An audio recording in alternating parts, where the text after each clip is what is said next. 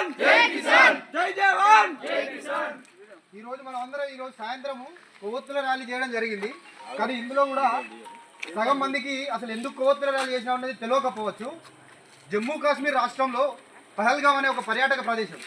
అక్కడ పర్యాటకులు చాలా మంది పెద్ద సంఖ్యలో ఉన్నప్పుడు టెర్రరిస్టులు, తీవ్రవాదులు అనేటోళ్ళు అక్కడ టెర్రర్ అటాక్ జరిగింది. టెర్రర్ అటాక్ ఇన్ని సంవత్సరాల్లో ఎన్నో టెర్రరిస్ట్ అటాక్ జరిగింది. కానీ ఈ అటాక్ అనేది ఏ విధంగా జరిగిందంటే హిందువులను టార్గెట్ చేసుకొని ఈ టెర్రరిస్ట్ అటాక్ జరిగింది. అక్కడ ఎంతో మంది పర్యాటకులు ఉన్నారు. కానీ హిందువులను మాత్రమే టార్గెట్ చేసి వాళ్ళ పేరు అడిగి, వాళ్ళ కులం మతం అడిగి, లేకపోతే నీ పేరు నువ్వు ఏదో ఒక హిందూ ముస్లిం పేరు చెప్పినా కానీ నువ్వు నమాజ్ చదువు అని చెప్పి, నువ్వు ఖురాన్ చదువు అని చెప్పేసి వాళ్ళని టార్గెట్ చేసి మరి అయినా కానీ కొంతమంది నమాజ్ చదివినా కూడా వాళ్ళకి నమ్మకం కలగకుండా వాళ్ళ పాయింట్లు ఇప్పించి మరి వాడు హిందువా ముస్లిమా అని చెక్ చేసి మరి హిందువులను మాత్రమే టార్గెట్ చేసి 27 మంది అమాయకుల ప్రాణాలు జమ్మూ కాశ్మీర్ రాష్ట్రంలో పహల్గామ్ అనే పర్యాటక ప్రదేశంలో ఈరోజు టెర్రరిస్టులు అటాక్ చేసి ఓన్లీ హిందువులను మాత్రమే టార్గెట్ చేసి చంపారు. కాబట్టి వాళ్ళ ఆత్మకు శాంతి చేకూరాలి.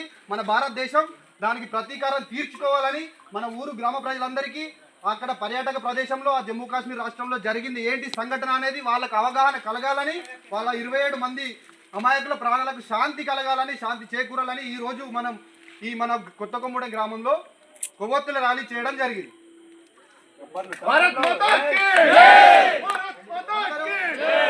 అందరూ ఈ 27 మంది అమాయకుల ప్రాణాలకు శాంతి చేకూరాలని తల వంచి 2 నిమిషాలు మౌనం పాటిద్దాం.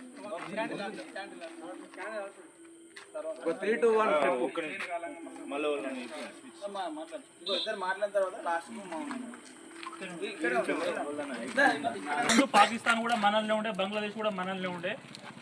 మహమ్మద్ అలీ జిన్నా ఏదైతే అప్పుడు మాకు సపరేట్ ముస్లింలకు ఒక కంట్రీ కావాలని చెప్పి ఫోర్స్ చేసేది, అప్పుడున్న కాంగ్రెస్ గవర్నమెంట్ లోపం వల్ల పాకిస్తాన్ అనేది ఏర్పడిన తర్వాత కూడా దానికి ఎగనెస్ట్గా మళ్ళీ పాక్ ఆక్యుపైడ్ కాశ్మీర్, ఇప్పుడు మన జమ్మూ కాశ్మీర్లో మ్యాప్ చూపిస్తాం ఇట్లా తలలాగా, కానీ అందులో ఒక దాదాపు 35-40% ఇప్పుడు అది పీఓకే అంటే పాక్ ఆక్యుపైడ్ కాశ్మీర్. అంటే వాళ్ళు దౌర్జన్యంగా మన భూభాగంలోకి వచ్చి మన ఎంట్రీ చేసి మన యొక్క భూభాగాన్ని మొత్తం కబ్జా చేయడం జరిగింది. కబ్జా చేసిన తర్వాత కూడా మళ్ళీ కార్గిల్లో యుద్ధం జరిగినప్పుడు ఇప్పటికీ 32,000 చదరపు కిలోమీటర్లు ఉంటుంది పీఓకే అనే ప్లేస్. అప్పుడు వాళ్ళు 1,00,000 మంది పాకిస్తాన్ సైనికుల్ని పట్టుకోవడం జరిగింది, బంధించడం జరిగింది. అయినా కూడా పోనీ వదిలేసి మన సింధు ఏదైతే మన నది ఉందో, సింధు నది వెంబడే వాళ్ళకు 80% వాళ్ళకు వ్యవసాయ భూములన్నిటికీ నీరు, తాగడానికి నీరు కూడా మన దేశం నుంచే మనం ఇస్తే వాళ్ళు జరుగుతుంది. పోనీ అని ఏదో భిక్షాటన వేసినట్టు బతుకమని చెప్పేసి ఆ జలాల ప్రవాహం ఉన్నటువంటి వాటర్ను వాళ్ళకు వదిలేసి 1,00,000 మంది సైనికుల్ని విడిచిపెట్టి మరి 32,000 ఎకరాల చదరపు భూమి మీరు చూసినట్టయితే శ్రీనగర్లో శరత్ దగ్గరికి వెళ్ళినప్పుడు నేను చూసిన మొత్తం పల్ల భూమి, చాలా వ్యవసాయానికి అనుకూలంగా భూమి. అటువంటి భూమిని కూడా వాళ్ళకు వదిలేస్తే ఆ 32,000 ఎకరాలు ఏదైతే ఉందో అక్కడ మొత్తం టెర్రరిస్టులను తయారు చేస్తుంటూ మొత్తం మన దేశానికి ఎగనెస్ట్గా వాళ్ళు యుద్ధం చేయడానికి వివిధ స్థావరాలు ఏర్పాటు చేసుకొని దండయాత్ర చేయడానికి ముందుకు వస్తుండ్రు. ఈరోజు మనం ఒకవేళ వాటర్ ఇవ్వకపోతే ఒక చుక్క వాళ్ళు బతకడానికి కూడా ఛాన్స్ లేనటువంటి ఆ దేశం, జనాభా దృష్టిలో చూసుకున్నా కూడా చాలా తక్కువ ఉన్నటువంటి దేశం మనం ఈయన ఫైట్ చేయడానికి వస్తుంది.